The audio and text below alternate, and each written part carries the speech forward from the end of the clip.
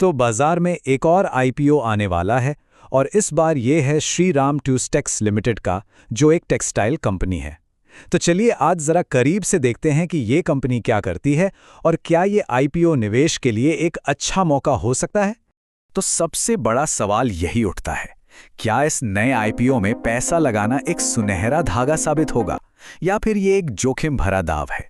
आइए मिलकर इसी सवाल का जवाब ढूंढने की कोशिश करते हैं। ठीक है, बेसिक्स तो हो गए, अब आते हैं मुद्दे पर।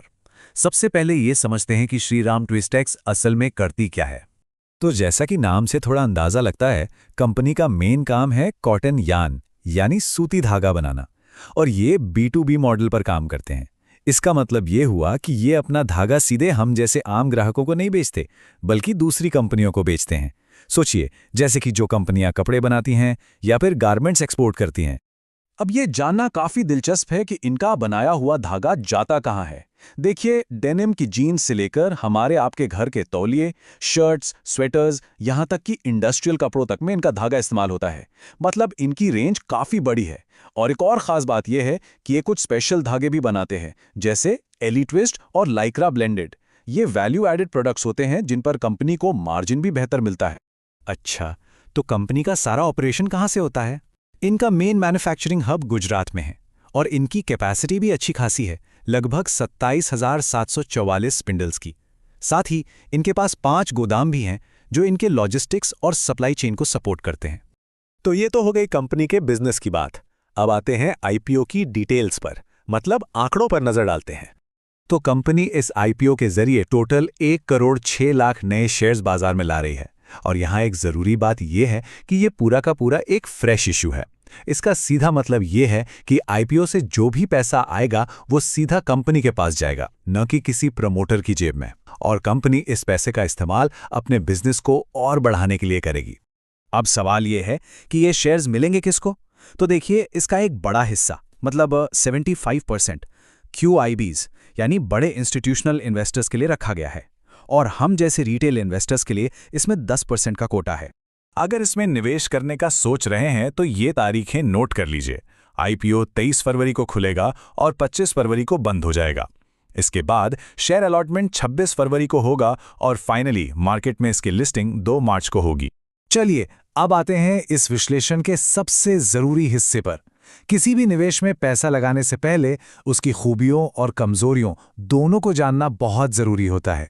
तो आइए देखते हैं कि इस कंपनी की ताकत क्या है और इसमें क्या जोखिम हो सकते हैं। तो एक तरफ अगर देखें तो कंपनी की कुछ अच्छी बातें हैं, जैसे इनके पास अपना पूरा इंटीग्रेटेड इंफ्रास्ट्रक्चर है, इनके कस्टमर्स के साथ रिश्ते काफ़ी पुराने और मजबूत हैं, और इनकी फैक्ट्री भी एक अच्छी लोकेशन पर है। लेकिन सिक्के का दूसरा पहलू भी है, कुछ जोखिम भी हैं, जैसे कंपनी की कमाई कुछ ही बड़े ग्राहकों पर बहुत ज़्यादा निर्भर करती है। इनका पूरा ऑपरेशन सिर्फ गुजरात में है, जो एक तरह का ज्योग्राफिकल रिस्क है। और सबसे बड़ी बात, कॉटन यानी कपास की कीमतों में उतार चढ़ाव का सीधा असर इनके मुनाफे पर पड़ता है। ठीक है, ताकत और जोखिम तो हमने देख लिए। अब बात करते हैं पैसों की, मतलब कंपनी की फाइनेंशियल हेल्थ कैसी है। चलिए कुछ जरूरी आंकड़ों पर नजर डालते हैं। सबसे पहले देखते हैं EPS यानी अर्निंग्स पर शेयर। मार्च 2025 तक के आंकड़ों के हिसाब से ये ₹2.72 हैं। आसान भाषा में इसका मतलब ये है कि कंपनी अपने हर एक शेयर के पीछे इतना मुनाफा कमा रही है। ये कंपनी की प्रॉफिटेबिलिटी जांचने का एक अच्छा तरीका है। अगला आंकड़ा है RONW यानी रिटर्न ऑन नेटवर्थ, जो 10.80% है।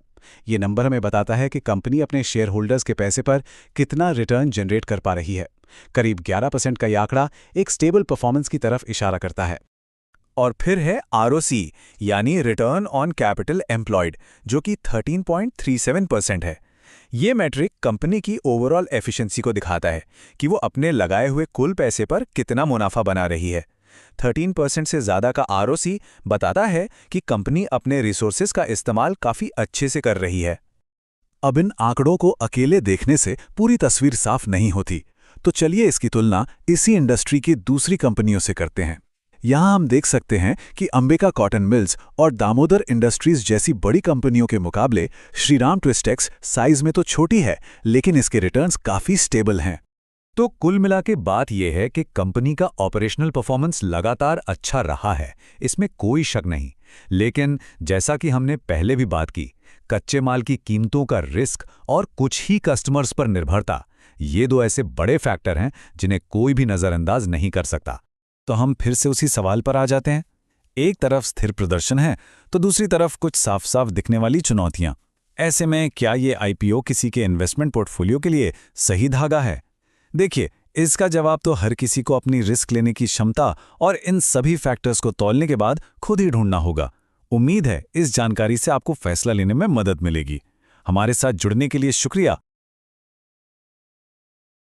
अगर आपको ऐसी रियल मार्केट नॉलेज चाहिए